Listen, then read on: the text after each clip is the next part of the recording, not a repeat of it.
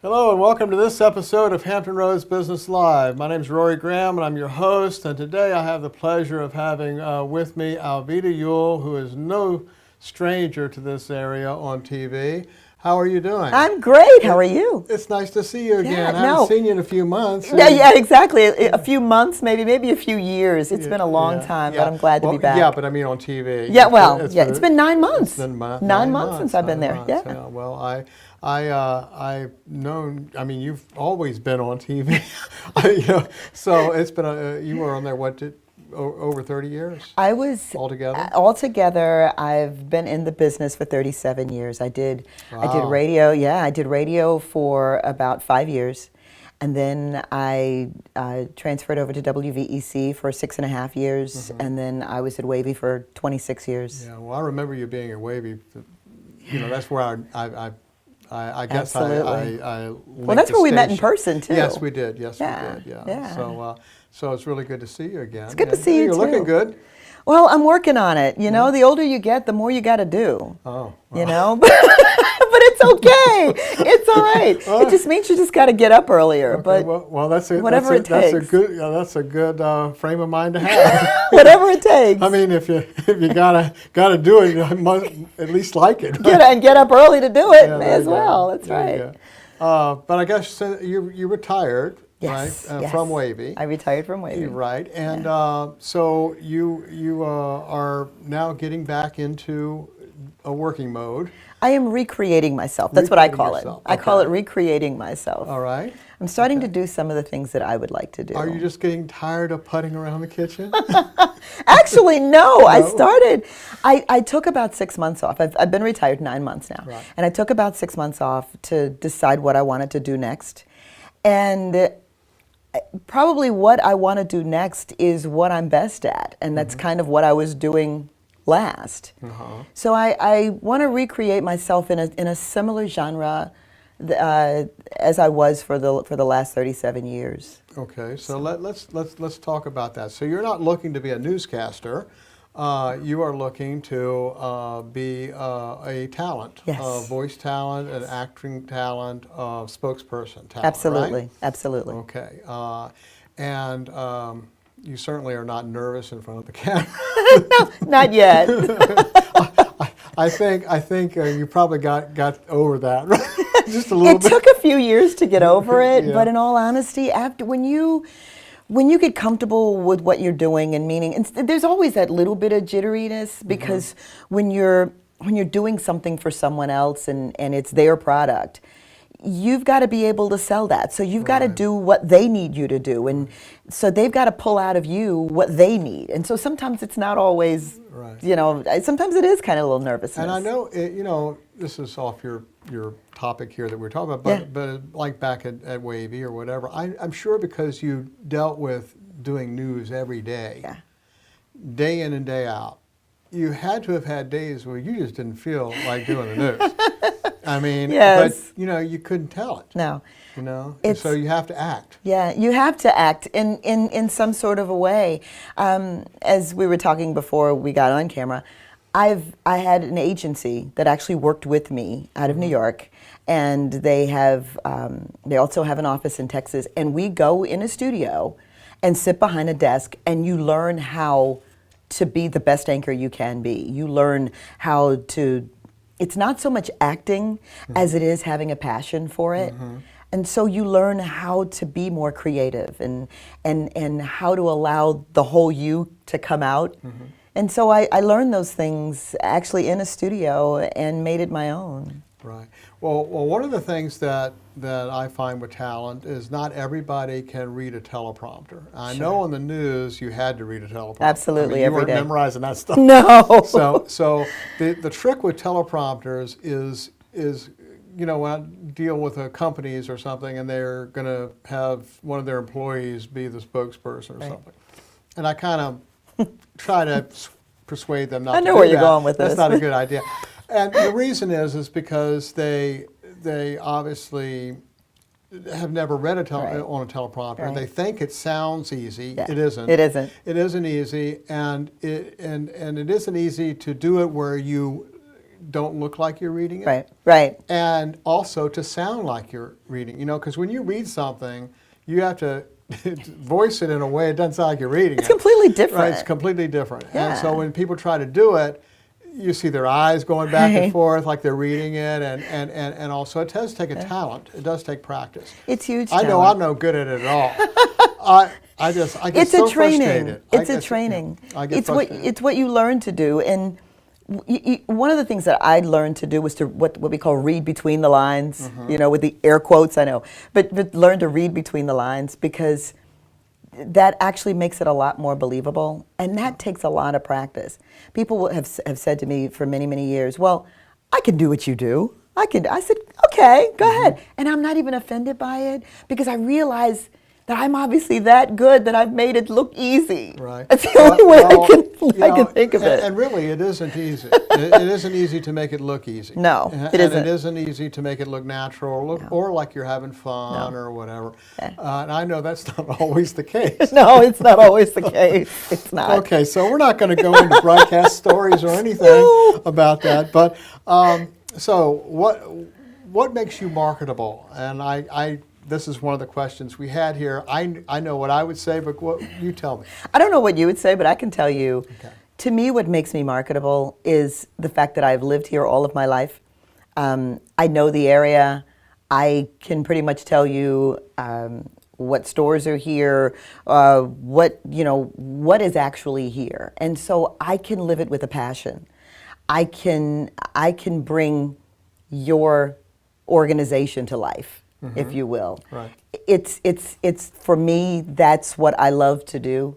And so that's a lot of what makes me marketable. Two, a lot of people know who I am, which is a really good thing. That's what I was going to say, was a really big plus. And well, they're comfortable with you. You're in their living room or in their kitchen or whatever every day. Whatever room you're in. Even if they're in the bathroom, sometimes I'm probably there with. People have TVs in their bathrooms now, you know that, right? Well, I don't. They do? I don't. Well, they probably do. They do. But nowadays they have it on iPhone and everything else. You can get it anywhere. Yeah. But people are comfortable with you. So I would see that using you as a spokesperson might be a really good idea, because they already feel like they trust you. And That's that the makes other a thing difference. is Trust. Trust is huge. Right. Trust is huge. And I know that I can be trusted. A lot of people do trust me. So this is something I'm pretty sure that I'll be decent at. Okay, well, I'm sure you will be. You just need the opportunity, so that's Thank you. good. All right, so we're talking about different kinds of presentations. It could be commercials for broadcast. It could be internet. It could be sales videos, training videos. You could be a voiceover, or you could be on-camera talent. So you're comfortable with either one? I'm comfortable with all of the above. One of the things that people have really gone to, because a lot of people watch television, but more people take the internet with them, like we were saying before. Right. You do it. You can pull up absolutely anything on your phone. People do it while they're driving. They shouldn't, but they do. And since you can, it always has to be readily available to somebody. I'm comfortable with doing all of the above. When I was in television, a lot of what we did was actually on cable. Some of what we did, not everything of what we did, but a lot of what we did was taped. And the broadcasts were live, but the stories inside of it were taped, and all the promotional things were taped. Right. So I'm comfortable with doing all of that, and then going back. The one thing I'm not always comfortable with doing is watching myself on video. I don't know why I haven't gotten comfortable with that. I'm always critical of who I am and what I do. Well, I'm the same way. I was never in front of the camera until this project. You're good at it. Well, I was never in front of the. Well, thank you. I was never in front of the camera. I was always behind it. And I have a story I told on another interview at some point somewhere on this site. But I was this has happened in the 90s. I was coming back. We had a big monitor out there in the editing suite, and I was standing back there, and we were looking at the footage that we shot that day, and reviewing it. And I happened to walk in front of the camera. And so I said, "Oh my God, I'm huge!" You know? We all say that to ourselves. And so the editor, valuing his job, said, "Well, the camera adds 10 pounds." And then my secretary, the one I used to have, she said, "How many cameras you got on you?" And she's no longer with me. I wonder why. Not for that reason. Wonder why. Well, she was really secure in her job. But yeah, I don't care for it either. Yeah. But I think that everybody has, I think everybody has something they're very good at. Yeah. And you obviously found yours. You've been in it for a long time. You can't be in something that long and not love it, not really like what you're doing. I've always and be very good at it. So, I mean, even by default, you got to get good at it after that long, right? In some form, huh? Right. Almost 40 years, I loved literally, and some of the days probably weren't as good as others, sure. Yeah. You come to work sometimes when you're not feeling well, and someone was just asking me earlier today, how do you always how do you always have a face? How do you always look so fresh? And it's not always easy to do. And so shooting at different times of the day makes a difference. And we've learned these tiny little techniques just to, if you make me look good, I'm definitely going to make you look good. So that's the bottom line, selling the product. You know, I think that because you have the talent of reading, being able to read a teleprompter, you're able to be passionate about things on an instant. Those are very important. But there's another aspect is that you are a very friendly person, very easy to work with. Thank you. And I've heard that about you from a number of places. And, you know, in this business, you hear everything. And I haven't heard stories I've heard about other people being difficult and everything. So you're very easy to work with, very passionate, very good as far as your talent, recognizable. Thank you. So you got a lot going for you here in this new venture that you're getting ready to go out on. Do you know what happens? When you're grounded, you're more comfortable. It doesn't make me arrogant, it doesn't make me cocky, it makes me grounded. And I'm grounded and I'm thankful for that. Well, I'm truly thankful. So the genuineness and the warmth comes through only because that's who I really am. It's not fake. So what do you envision here with this new thing? What is your dream for this new venture that you're getting ready to embark on? Giving somebody else a second chance. Being able to give your product life.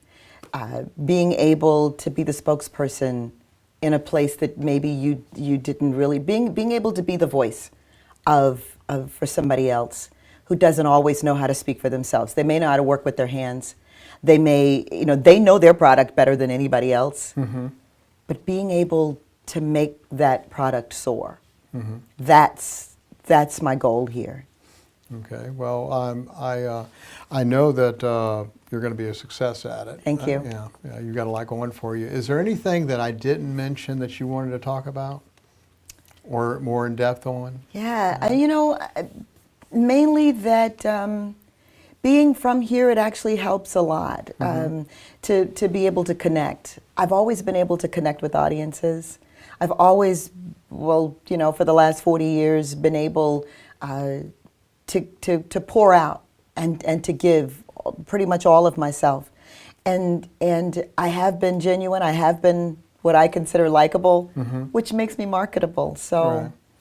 Well, I think so too. Makes it a good thing, doesn't it? It does.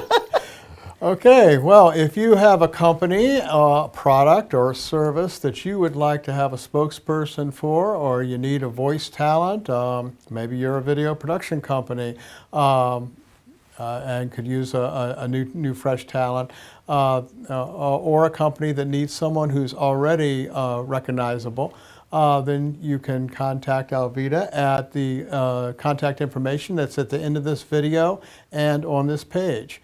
And we wish you a great deal of success. Thank you so much. Thank you for coming in. Thank it's really you. good to see you Thanks again. for having me. All right, no problem. I appreciate it. Thanks. Thank you.